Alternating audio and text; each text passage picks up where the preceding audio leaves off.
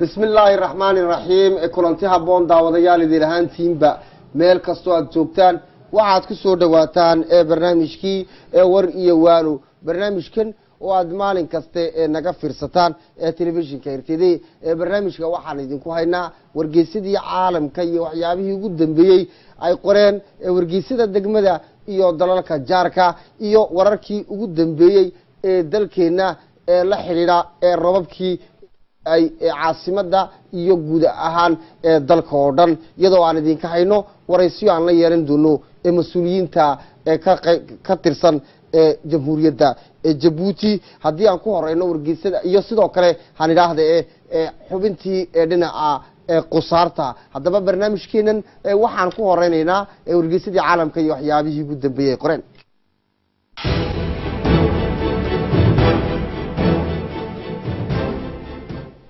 بسم الله الرحمن الرحيم haddii aan ku horeyno wargeysyada caalamka iyo waxyaabihii ugu dambeeyay ay qoreen wakaalada wararka u fidisa dalkaasi Ingiriiska Reuters ayaa warbixin ay soo saartay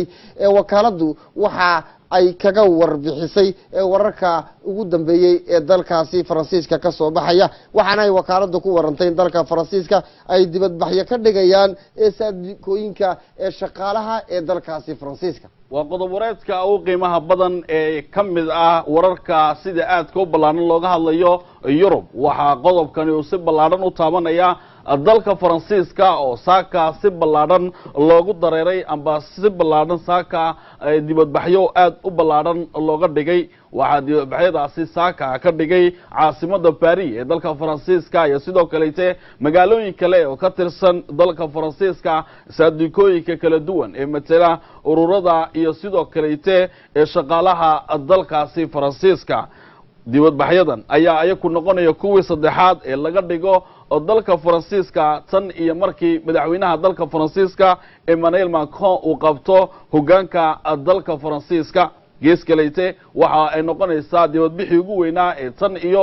sanadkii 2010 dhammaan saadikooyinka kala duwan ee dalka Faransiisku ay isku soo baxaan caasimada Paris ee dalka Faransiiska ayagoo ku anducoonaya amba ka soo horjeeda qorshaha cusub ee dawladda Faransiiska ee ku aadan shaqaalaha iyo sidoo kale amuraha xeerasha shaqo ee dalkaasi Faransiiska iyadoo dalka Faransiisku ay jiraan sidoo kale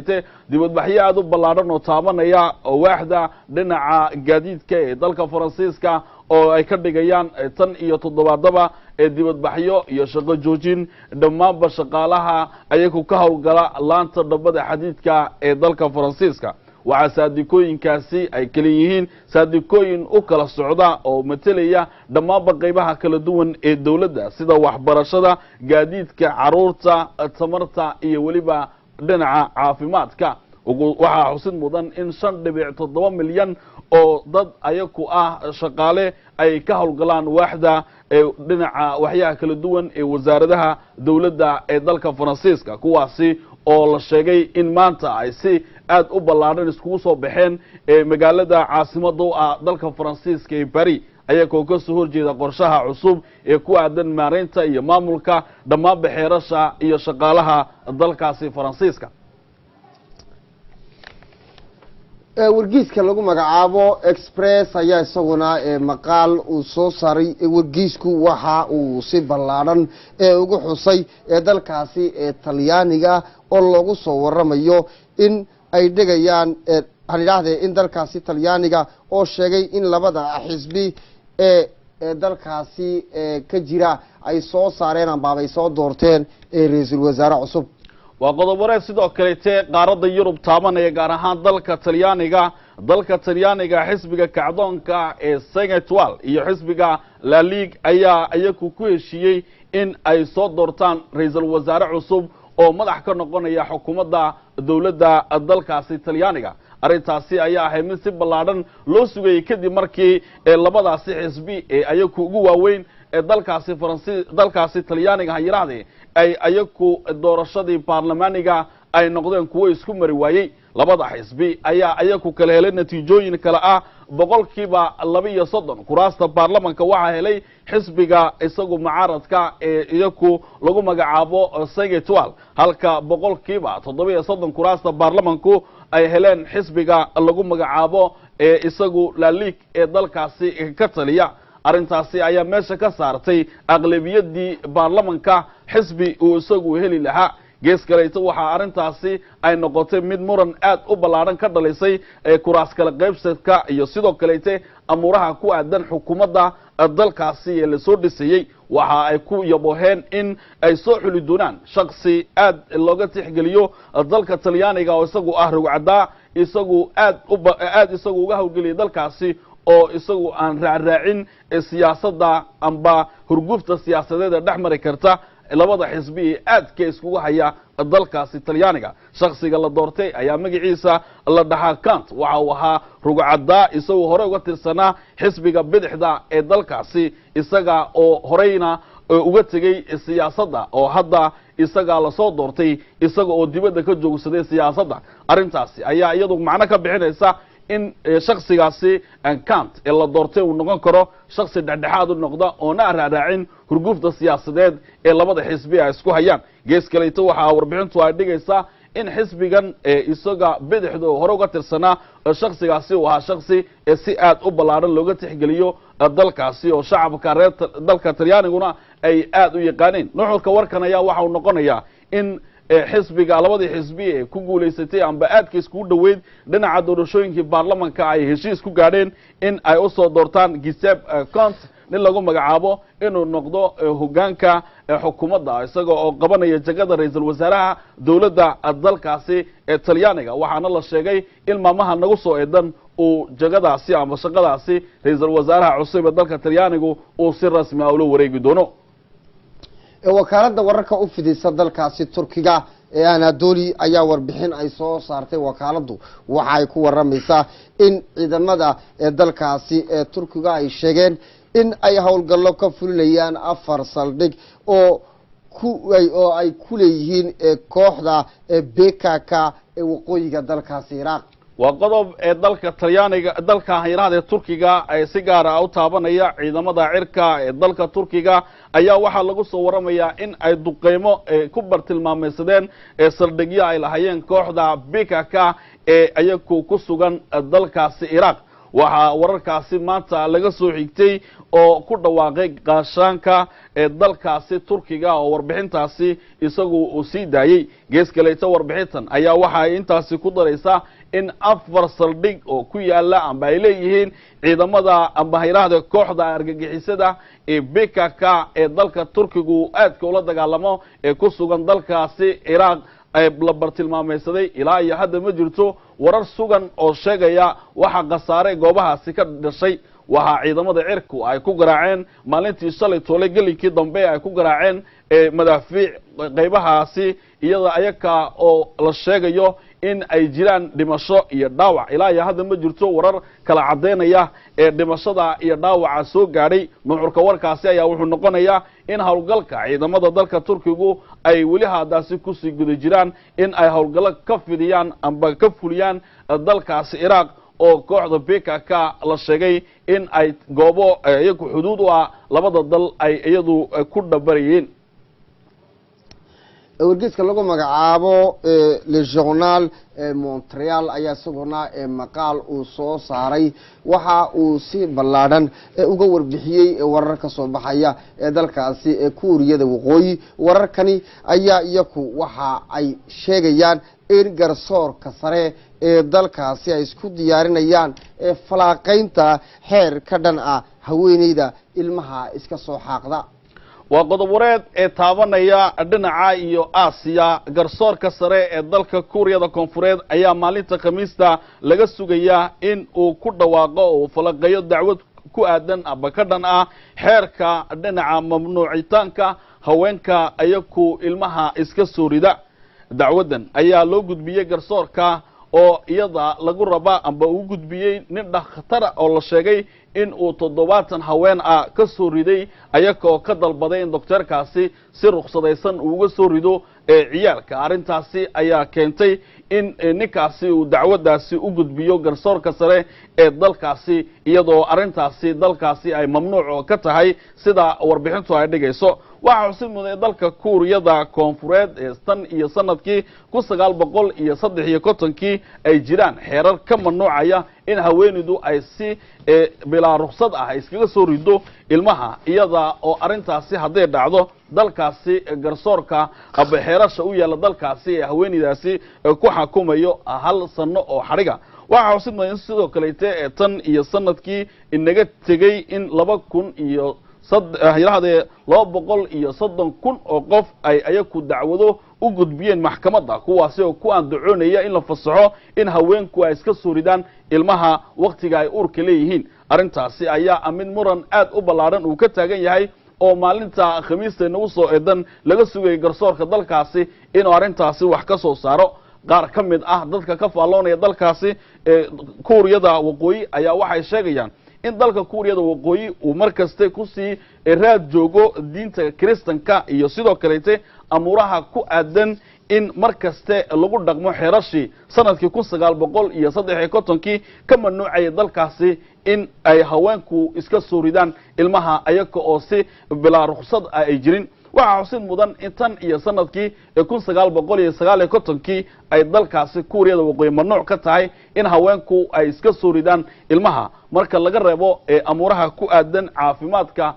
hooyadu haday ay dalbato iyo sidoo kale amuro ku aadan kusbashada oo mararka qaar arintaasi ay dhacdo nuxurka wanka ayaa waxa uu noqonayaa in maalinta khamiista nagu soo eedan garsoorka sare ee dalka Kuuriyada Koonfureed laga sugayo in uu wax ka soo saaro dacwada ku aadan aba amuraha ka dhanka ah in haweeneydu ay iska soo rido ilmaha radioga BBC ee bartow internetka ku leeyahay warbixin lagu daabacay waan soo xiganay ayaa ku waramaysa in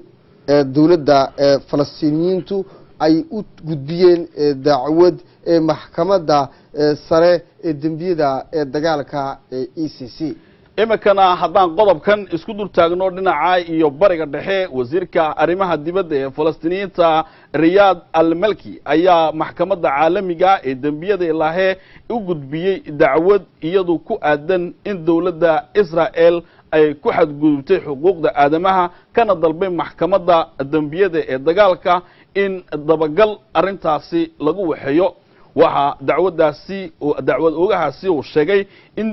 loo raaco dhibaatooyinka iyo waliba amuraha ku aadan in dawladda Israel ay si ballaaran uga xadgudubtay dadka muslimiinta ee reer Falastiin qodobada ugu weyn ee warbixintaasi lagu dhigay waxa kamid ah in dawladda Israel ay dhul ballaarsi bilowday tan iyo waqti dheer iyada oo si bareer u qaadanaysa dhulka dadka muslimiinta ee Falastiiniyiinta gees kale waxa xusay in dawladda dalkaasi Israel ay iyadu ay si bareer ah u leyso dadka muslimiinta ee reer Falastiin ee dibadbaxyada dhigaya ayaga oo hubaysnayn arintaasi waxa lagu xusay sidoo kale dagaalkii amba mashaqadii aadka xumeed ee dawladda Israel ay ka fulisay sanadkii 2014 oo boqolaal qof oo muslimiin oo reer Falastiin ay ku qulwaayeen waxa sidoo kale lagu xusay dhacdadii dhawaanta ka dhacday marinka Gaza ee yuhuuddu sida bareerka ugu leysay ku dhawaad 60 muslimiin reer Falastiin halkana ku dhaawacday 2700 oo dhaawac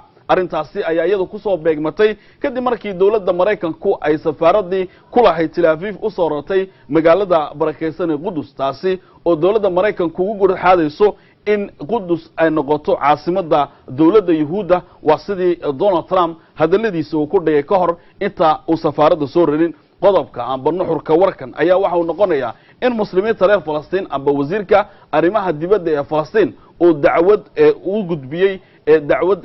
hay'adaha maxkamadda caalamiga ee dambiyada ee Ilaahay taasi oo kaga dalbanayo in maxkamadda dambiyadu ay dambiye dagaal ku qaado dawladda Israel oo ku xadgudubtay si bareerana u leysan boqolaal muslimiin oo reer Falastiin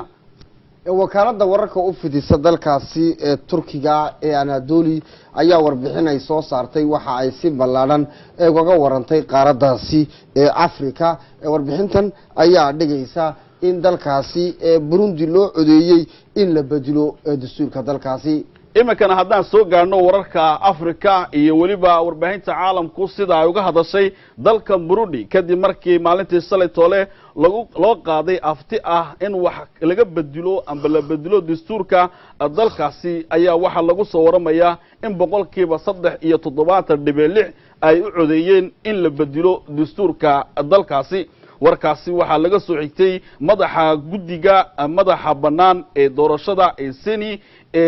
oo warkaasi isagu ku shaaciyay raadiyaha madaxa bannaan ee Rema FM.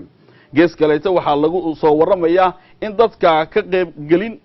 qaybgalaya doorashadaasi ay dhan yihiin boqolkiiba 96.4 halka kaliya boqolkiiba 4.11 ay codadku xumaadeen halka boqolkiiba 3.8 ay ayagu doorashadaasi ka aamuseen. gees kaleeta guddiga madaxa bannaan ee doorashada ayaa waxa uu ku darayaa in arintaasi kadib doorashadaasi shalay toole looga dareeray dalkaasi ay noqotay mid ku dhamaatay in shacabka dalkaasi Burundi ay ayagu ku dalbadeen amba ay ku ogolaadeen hindisaha ah in la bedelo dastuurka dalkaasi iyada oo la sheegay sidoo kalena in ay jiraan in arintaasi ay u dhacday si nabdoon oo wanaagsan inkastoo laga cabsi qabay in kooxaha jirka ay qaraxyo ka geystaan goobaha qaar. gees kaleeta warbixintan ayaa waxay dhigaysaa in mucaaradka dalkaasi uu arintaasi ka biyadiiday qodobada u waaweyn ee ujeedada ay sheegay haylahdee hadallada mucaaradka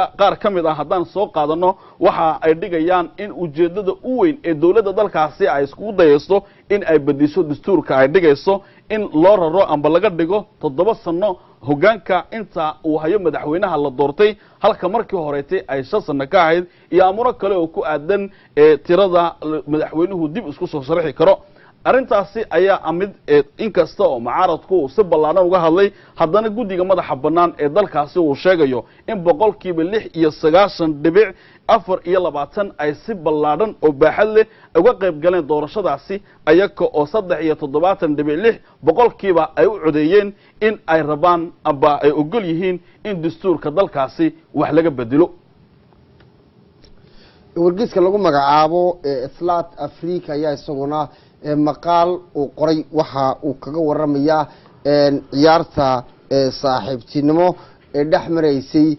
ayaa la filayaa inay dhaxmarto dalalka Nigeria iyo Jamhuuriyadda Dimuqraadiga ee Congo iyada oo dalkaasi Jamhuuriyadda Dimuqraadiga ee Congo ay ka bilaabantay ama uu ka bilaabmay viruska ay yiraahdeen cudurkaasi Ebola. waa qodoboreed ku aadan Afrika dalka Nigeria waxaa laga beegayaa in ciyaar saaxiibtinimo ay dhaxmarto xulka dalka Jamhuuriyadda Dimuqraadiga ee Congo iyo dalka Nigeria iyada oo dalka Jamhuuriyadda Dimuqraadiga ee Congo uu saameeyay viruska Ebola. warkaasi waxaa ku dhawaaqay maanta wasiirka isboortiga ee dalka Nigeria oo arintaasi ka hadlay ciyaartan saaxiibtinimo ee iyadu ah in ay dhaxmarto labada xul ee labada dal ayaa iyadu ku soo beegmaysa iyada oo xulka dalka Nigeria uu isku diyaarinayo in uu ka qayb qaato ciyaarta koobka adduunka ee ka dhacaysa dalkaasi Ruushka. waxaa warbixintan ay dhigaysaa sidoo kale in wasiirka dhinaca isboortiga ee dalka Nigeria uu khadka telefoonka kula xidhiidhay madaxweynaha dalka Jamhuuriyadda Dimuqraadiga ee Congo isaga oo kala sheegaystay xaaladda caafimadeed ee ciyaartooyada soo gaari doona dalka Nigeria iyada oo dalkaasi Jamhuuriyadda Dimuqraadiga ee Congo ay uu ka qarxay aba laga dareemay oo laga helay xanuunka Ebola ee viruska ee xumadda. arintaasi ayaa uu ka wareystay sida warbixintu ay dhigayso madaxweynaha dalka Jamhuuriyadda Dimuqraadiga ee Congo ayaa sheegay in si gaar ah loola soconayo caafimaadka ciyaartooyada soo gaari doona dalka Nigeria ee ciyaarta saaxiibtinimo ay ku dhaxmarayso xulka dalka Nigeria oo isagu haatan isku diyaarinaya inuu ka qayb qaato ciyaarta koobka adduunka iyada oo dalkaasi Nigeria uu yahay dal xubin ka 5 dal ee u gudubtay ciyaarta koobka adduunka ee ka dhacaysa dalkaasi Ruushka. gees kaleeto waxaa warbixintu dhigaysaa in ciyaartooyadaasi ka imanaya dalka jamhuuriyadda dimuqraadiga ee Congo ay ayagu diyaarad gaar ah ku soo gaari doonaan marka ay soo gaaraan garoonka dalkaasi Nigeria caafimaadkooda la eegi doono kadib markay laabtaan caafimaadkooda mar kaleeta la eegi doono waxa xusid mudan in sanadkii 2014 dalkaasi Nigeria ay ku dhinteen 7 qof xanuunka Ebola iyada oo xanuunkaasi uu si ballaaran sanadkii 2014 uu saameeyay dalalka Afrikada galbeed oo si ballaaran xanuunkaasi looga dareemay nuxurka warkan ayaa waxa uu noqonaya ciyaar saaxiibtinimo ayaa la beegayaa inay dhaxmarto xulka dalka Nigeria iyo jamhuuriyadda dimuqraadiga Congo haddana waxa hareynaya arintaasi cabsi ah in xanuunka Ebola uu ku faafo ama uu kala gudbo labadaasi xul ee ay ku ciyaari doona sida la sheegay iyadoo sidoo kale si ballaaran looga cabsi qabo dadka iyo ku spectatorada amba ciyaarahaasi soo booqanaya iyo sidoo kale dadka iyo ku ciyaartooyinka kalkaaliyaasha iyo gabi ahaanba dalkaasi dadkaasi ciyaarta u soo daawasho tagaya in ay si aad ah uga cabsi qabaan cudurkaasi Ebola oo dhawaanahanba laga soo sheegayo in uu viruskiisu ka jiro dalkaasi jamhuuriyadda dimuqraadiga ee Congo haddii aan intaasi aan kaga gudubno qaybtii wargeysada caalamka iyo waxyaabihii ugu dambeeyay qoreen waxaan u gudbaynaa qaybta kale ee xigtay ee barnaamijkeena ah wargeysada degmada iyo dalalka jaarka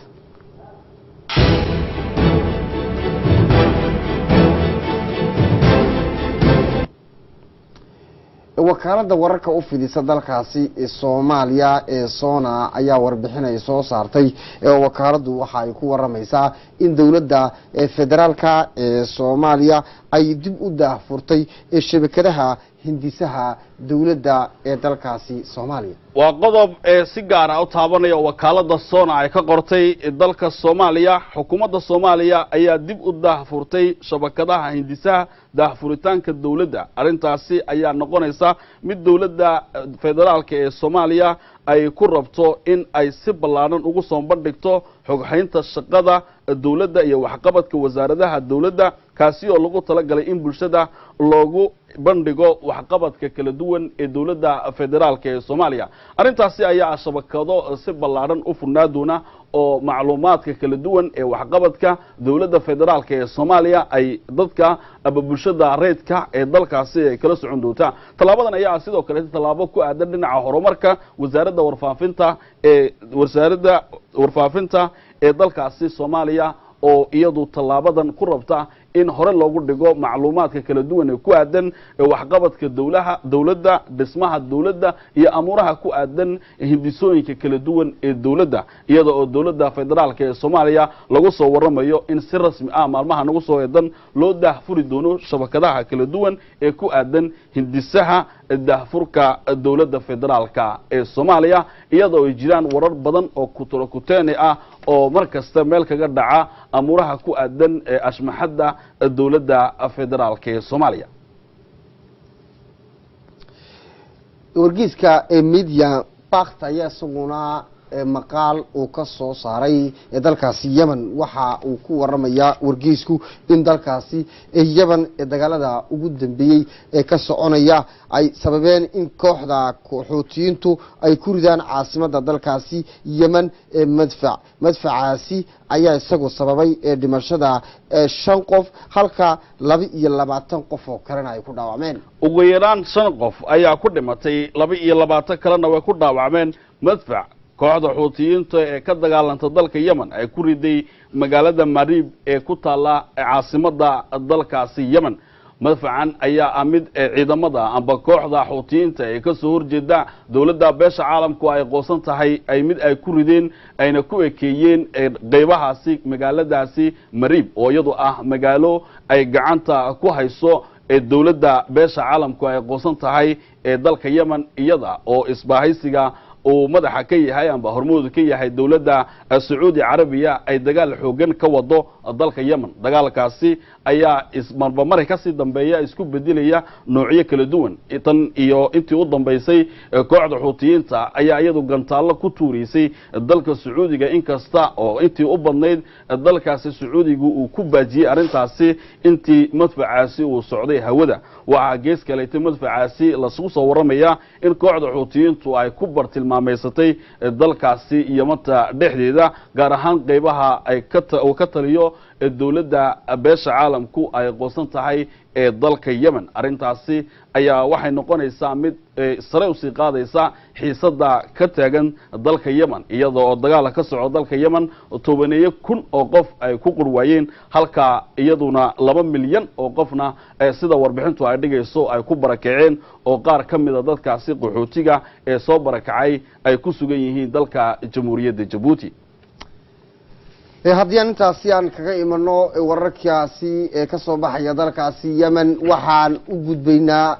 wararkii ugu dambeeyay ee dalkeena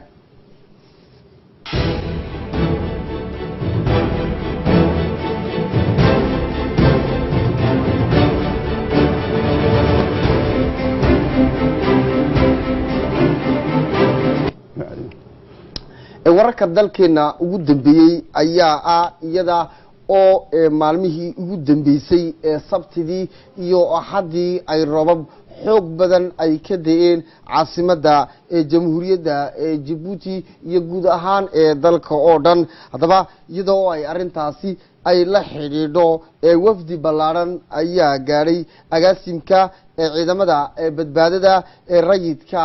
Pompiega wafdigaasi oo ka koobnaa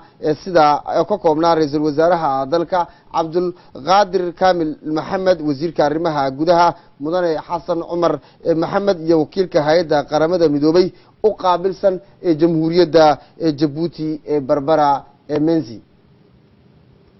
wafdigaasi ayaa iyo sidoo kale guddigaasi ku shirsanaa halkaasi agaasimka ayaa iyagu waxa ay si ballaaran iskuula kala wada hadleen sidii loogu gurman lahaa bulshadii waxyeelada ay ka soo gaadhay roobabkii ka da'ay maalmihii ugu dambeeyay caasimada jamhuuriyadda Djibouti roobabkaasi oo ahaa kuwa xoog badan oo si ballaaran u biyo dhigay caasimada Djibouti roobabkaasi ayaa ahaa kuwa saacado badan da'ayay kaasi oo waxyeelo ay ka soo gaadhay dadka ku dhaqan xaafadaha qaar caasimada jamhuuriyadda Djibouti kaasi oo ay keeneen roobabku in xaafadaha qaar ay biyuhu galaan halka dhinaca wadooyinka qaarna ay biyuhu joogsadeen hadaba hawlahaasi oo dhan waxaan isku dayaynaa in aan khadka telefoonka aan kaga wareysano mas'uuliyiinta hawlahaasi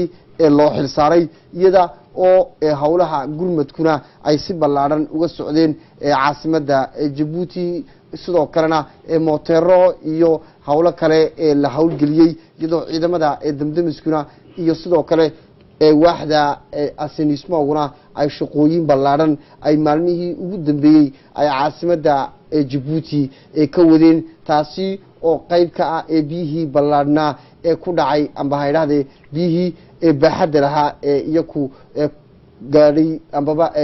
eebo ku manaystay jamhuuriyadda Djibouti iyadoo haddii aan dhinaca kale eegno ay abaaro baahsan ay ka jireen gobolka iyo gaar ahaan jamhuuriyadda Djibouti iyadoo maalintii shalayna aan la xidhiidhnay prefiyada gobolada dalka gudihiisa oo iyagu si ballaaran inoogu iftiimiyey in roobabkaasi ay haayeen roobab caafimaad qaba hadaba si aan faahfaahin aan uga helno waxaa khadka telefoonka si toosa ugu jira agaasimaha ciidamada damdamiska Djibouti Colonel Maxamuud Muuse Maxamuud Ramadan Kareem Colonel Ramadan Kareem Nasro kusoo dhawo barnaamijka wariye waanu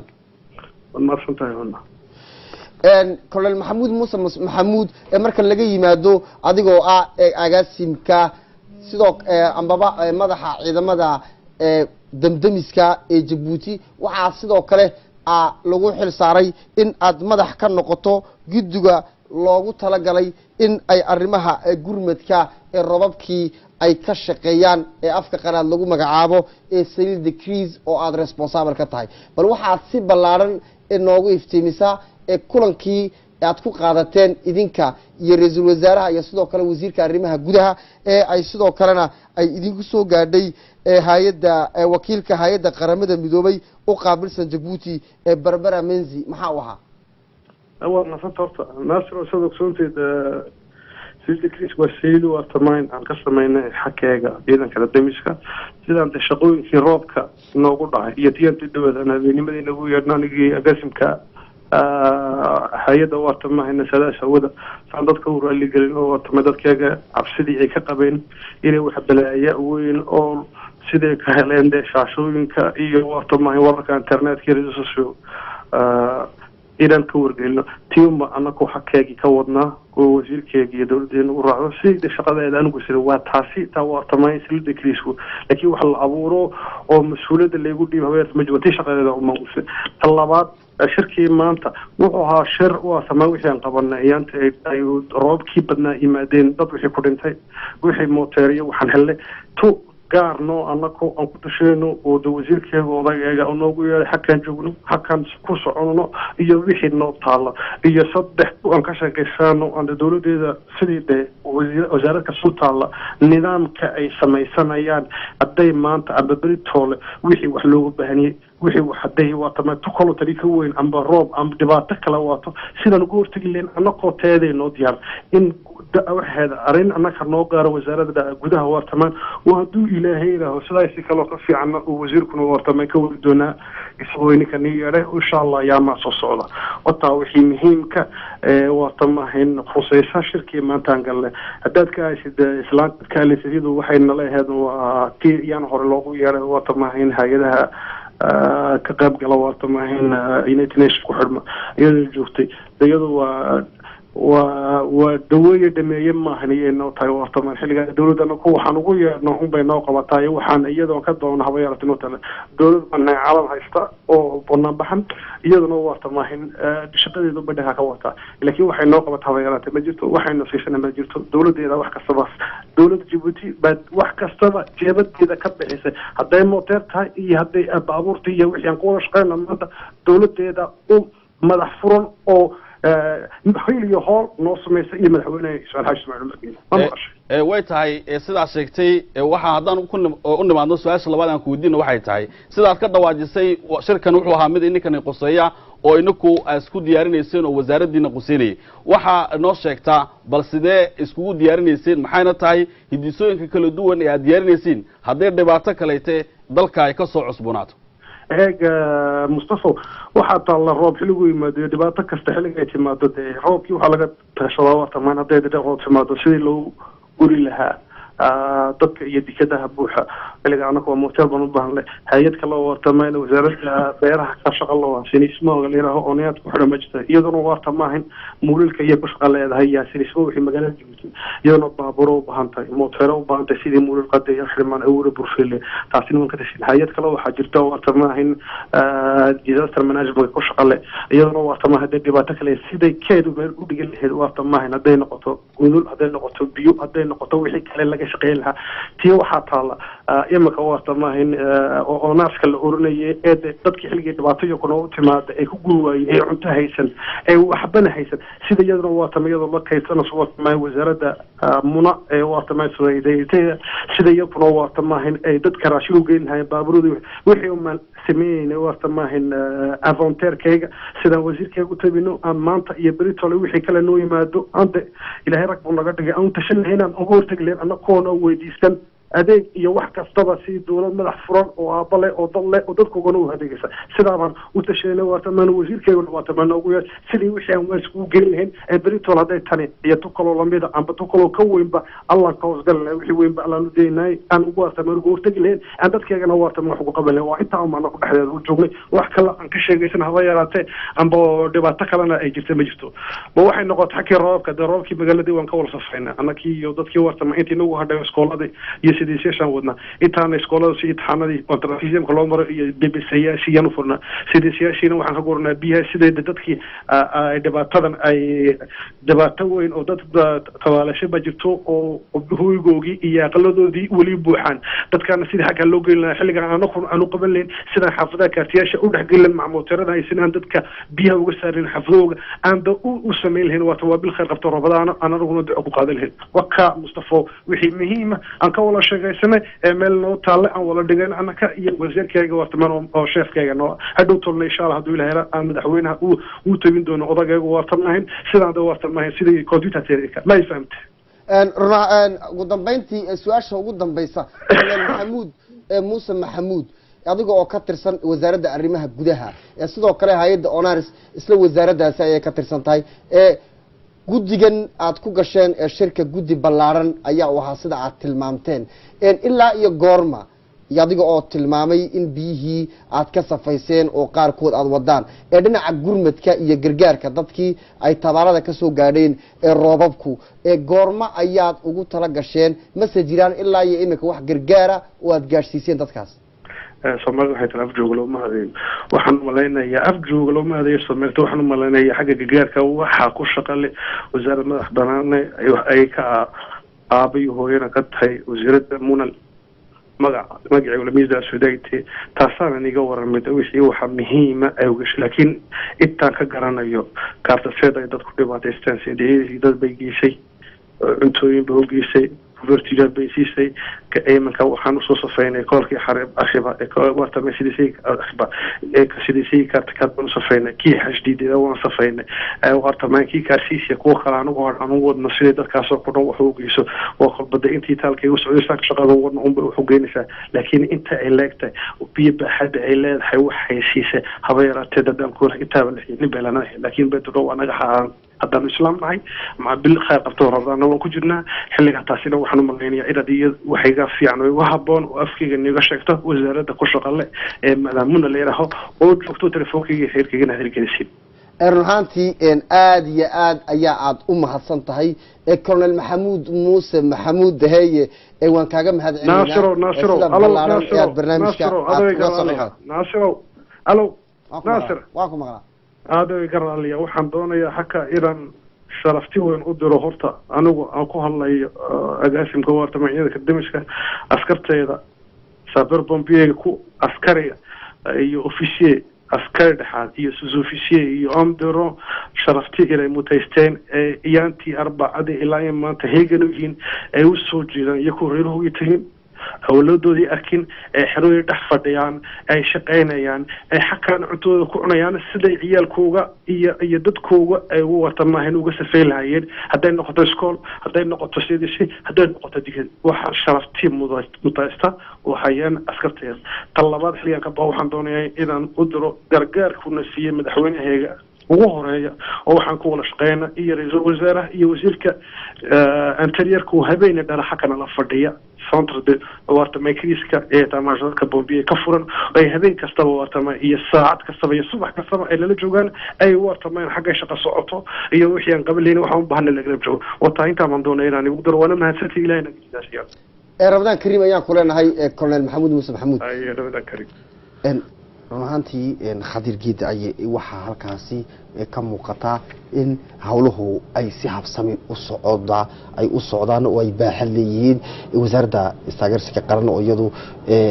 xogeynta istaageersiga qaran oo iyadu hawlihii gargaarka iyo gurmadka si ballaaran u gaarsiisay wararka ugu dambeeya ee soo baxay dadkii iyagu ay waxyeelada ka soo gaareen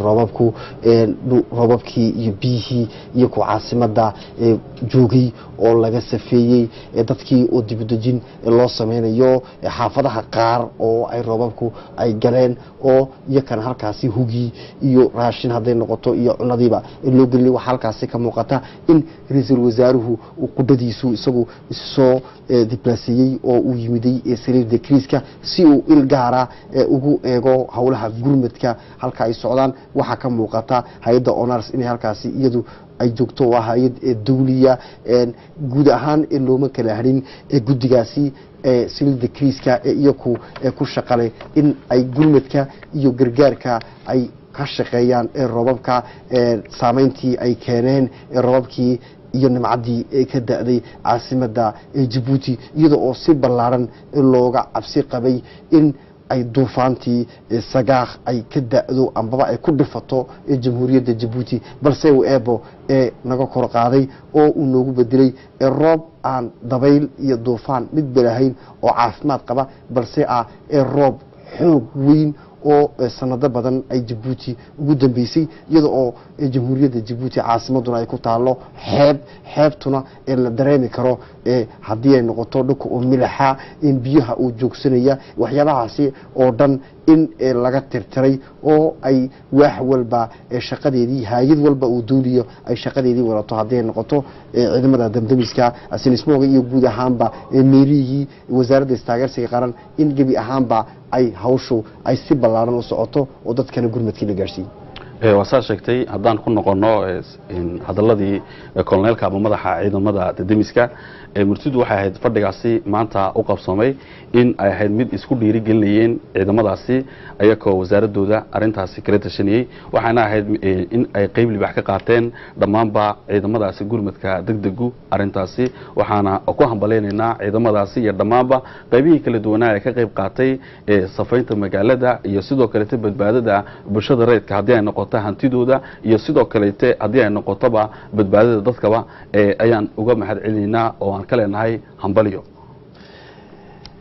haddii aan qaybtaasi aan kaga imano qaybtii wargeysyada oo si ballaaran uu noogala qayb qaatay wariye Khadiir Geedaaye waan kaga mahad celinaynaa sida ballaaran ee aad noogu soo diyaarisay noogalana qayb qaadatay qaybta ugu horeysa ee barnaamijka wariye waano adiga Naasir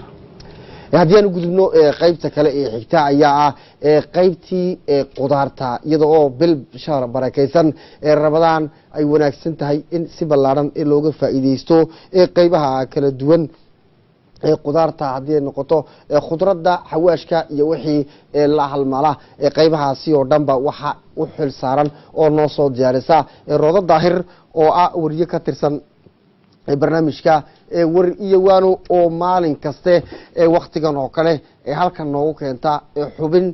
iyadu qayb ka barnaamijkaasi war iyo waano oo ay inooga macna bixinayso faa'iidada ay xambaarsan yihiin qudaarta iyo xawaashka noocyada kala duwan ay ka kooban yihiin iyada oo mid walba ay caafimaad ay iskeed u wadato haddii ay noqoto dhinaca vitaminka iyo dhinaca daawada Roodo Daahir ku soo dhaw barnaamijka ما سنتهاي ناصر إبراهيم ودوهاي maxay tahay xubinta aad maanta inoo hayso ee aad kaga qayb qaadanayso barnaamijkeenan wariye waano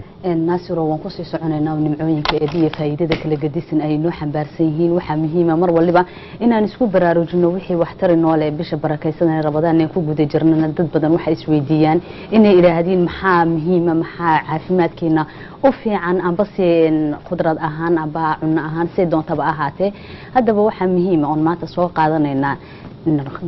bartiiqa iyo faa'iidada uu inoo xambaarsan yahay caafimaadka ku daba jira iyo waxtarka uu inoo leeyahay geedka bartiiqo qormadii aan ka diyaarnay hadaawano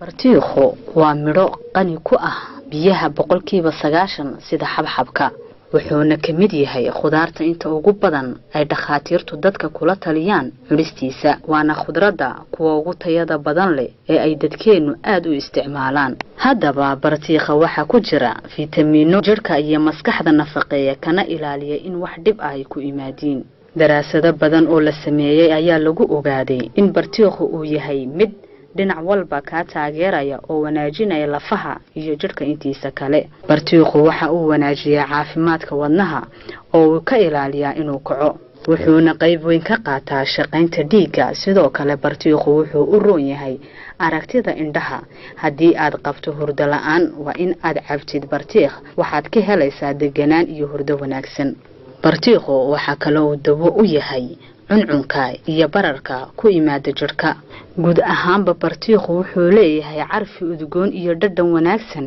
caafimaadkana u roon mana soo koobi karayno waxtarka uu inoo xambaarsan yahay ee dhammaanteenba han ka faa'iideysano waxtarka caafimaad xubintaasi maanta aan ku eegayno bartiikha hayrada naasir wasaan soo daawanay bartiikhu wuxuu ka mid yahay khudaarta kuwa ugu tayada badan leh maadaama aan ku guda jirno bisha barakaysan ee Ramadaan waxa muhiim ah wixii nafaqo iyo waxtar caafimaad inoo soo gudbinaya inaan isku baraarujino dabcan sida tahay baan noqotay geedkan bartiikha ay faa'iidadiisu aad u sareysaa una fiican maskaxda indhaha wadnaha caafimaadka caloosha intoodaba guud ahaanba caafimaadka ayuu aad u wanaajiyaa oo heer sare kaga jira haddaba geedkan bartiikha ay faa'iidadiisu iyo waxtarkiisu aad u sareysaa dabcan waxa muhiim ah daawade maadaama uu bisha barakaysan ee Ramadaan ku guda jirno oo u baahanahay wixii nafaqo iyo waxtar inoo leh oo maalintaayoo dhan aan afxiranahay waxa muhiim ah khudaarta kuwa ugu tayada badan leh inaan ka faa'iideysano iskuna baraarujino dabcan bartiikhuna kamid ayuu yahay qayb libax ayuu ka qaataa haddaba waxa muhiim ah inaad ka faa'iideysatid bartiikha iyo waxtarkiisa xubintaasi ayaa ugu dambeysay barnaamijkeenii wariye waanu rado daahir sidoo kale aad u mahadsan tahay gabi ahaanba barnaamijkeenii wariye waanu waxaan idinkaga tegaynaa aftur wanaagsan Ramadaan kariim tan iyo inta aan maalinta bari barnaamijkan oo kale aan ku kulmi doono